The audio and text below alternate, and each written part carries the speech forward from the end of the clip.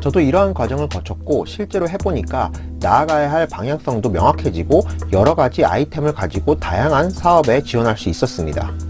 안녕하세요, 예술창업 황금과입니다. 지난 시간에 이어 오늘도 예술가의 창업 마인드에 대한 이야기를 해보겠습니다. 지난 시간에 제가 가치중심적 사고가 필요하고 거기에서 기인한 슬로건이 어떤 식으로 정해지면 나아가는 확장성도 달라진다고 말씀을 드렸는데요. 오늘은 이 슬로건이 어떻게 만들어지는지 사례를 통해 알아보도록 하겠습니다. 우리나라의 기업 홈페이지를 찾아가 보면 기업 소개 페이지에 거의 대부분 경영 이념 또는 경영 철학에 대한 이야기가 나오고 연역도 나오고 기업의 CI 즉 기업 로고 등이 나옵니다. 왜냐하면 해외 스타일을 우리나라 기업들이 벤치마킹 했기 때문입니다. 여기서 경영 이념에 들어가 보면 CEO 사진과 인사말이 나오고 밑에 비전, 미션, 핵심 가치 등이 나옵니다. 기업이 어떤 마인드를 가지고 경영에 임하고 이런 경영 이념으로 어떤 사업 영역에 종사하게 되는지를 도표나 이미지를 통해 표현하게 됩니다. 사람으로 따지면 그 사람의 컨셉 혹은 스타일로 생각하시면 쉽게 이해가 되실 겁니다. 그럼 이런 표현 방식 중 하나로 비전 하우스라는 것이 있는데 이것을 예를 들어 보겠습니다. 이 비전 하우스마저도 기업마다 여러 형식으로 표현되는데 가장 일반적인 사례를 들어보도록 하겠습니다. 보통 제일 꼭대기에 지붕 역할을 하는 미션이 있는데 이는 사명을 뜻합니다. 쉽게 말해 한 집안의 가훈이 될 수도 있고 한 사람의 경우에는 인생관으로도 생각할 수 있습니다. 우리도 우리 삶을 살아가는데 막연하게라도 인생관을 가지고 있듯이 기업도 미션을 대부분 가지고 있습니다. 보통 가치적인 요소를 가지고 미션을 정합니다. 다음으로 밑에 석가래 역할을 하는 비전이 있는데요. 단어의 의미에서도 알 수 있듯이 가시적인 목표를 뜻합니다. 예를 들어 2020 매출 얼마 달성, 언제까지 사업 분야 국내 1위 목표 등 이러한 문구를 많이 보셨을 겁니다. 이렇게 미션에 상응하는 실체화된 목표를 비전이라고 합니다. 다음으로 기둥 역할을 하는 핵심 가치가 있는데요. 보통 3, 4개로 구성이 됩니다. 이러한 미션과 비전을 이루기 위해 어떠한 요소들이 필요한지를 나타냅니다.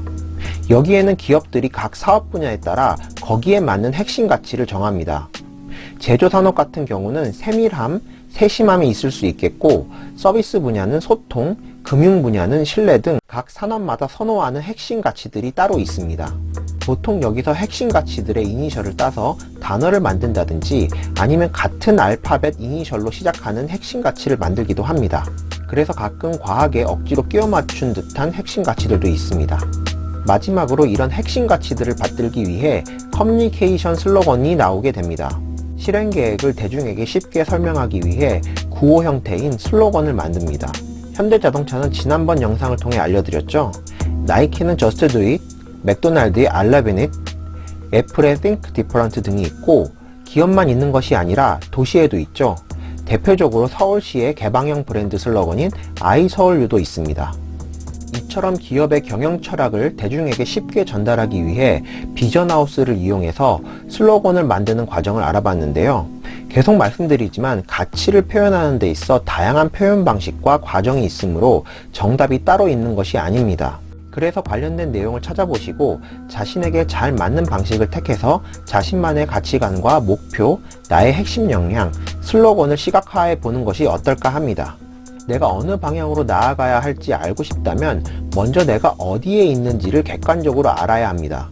그것을 알기 위해 기업들은 사람의 MBTI 검사같이 스왓 분석을 통해 다양한 방식으로 현위치를 파악하고 외부 컨설팅을 기관에 많은 돈을 주고 객관적인 자문을 구한다고 지난 영상에서 소개해드린 적이 있습니다.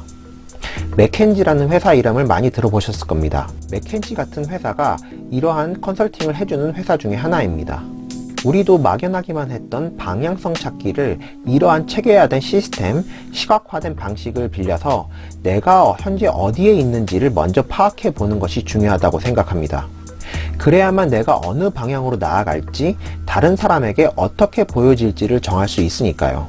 이런 과정을 거치면 내가 만들고 싶은 아이템을 전보다 쉽게 찾을 수 있다고 생각합니다. 내가 해왔던 전공과 내가 창작했던 재료와 기법의 틀에서 시작하지 않고 내가 추구하고 싶은 가치를 중심으로 이러한 과정을 거친다면 한 가지 아이템으로만 귀결되지 않고 좀 더 다양한 결과물이 나올 수 있다고 생각합니다.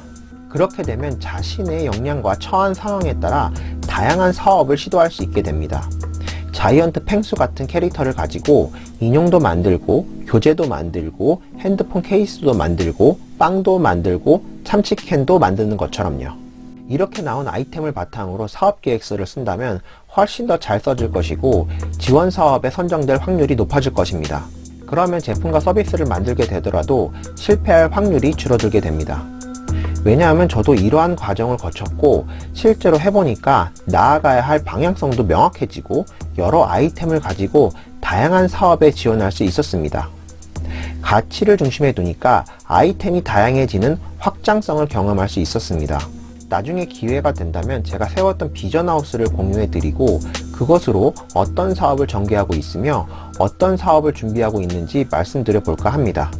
그럴 기회가 있겠죠. 그러니까 여러분들도 내가 현재 어디에 있고 어느 방향으로 나아갈지를 비전하우스 세팅과 같은 방법을 통해 경험해 보시길 추천드립니다. 그러면 우리 예술 분야도 사회적으로 각광받는 다른 분야들처럼 배고픈 예술이 아닌 경제적으로 아무 걱정 없이 창작에만 몰두할 수 있는 분야가 충분히 될 수 있다고 생각합니다. 사회가 바뀌지 않으면 우리가 먼저 바뀌어야 합니다. 사회 트렌드를 뒤쫓아가는 것이 아니라 변화를 예민하게 감지하는 잠수함의 토끼 같은 감각을 가져야만 트렌드를 선도할 수 있다고 봅니다. 그러기 위해서 저도 함께 노력하겠습니다. 여러분들도 예술창업 황금거위 카페 가입과 유튜브 채널에 좋아요, 구독, 알림 설정으로 함께 해주시기 바랍니다. 우리도 할 수 있습니다. 감사합니다.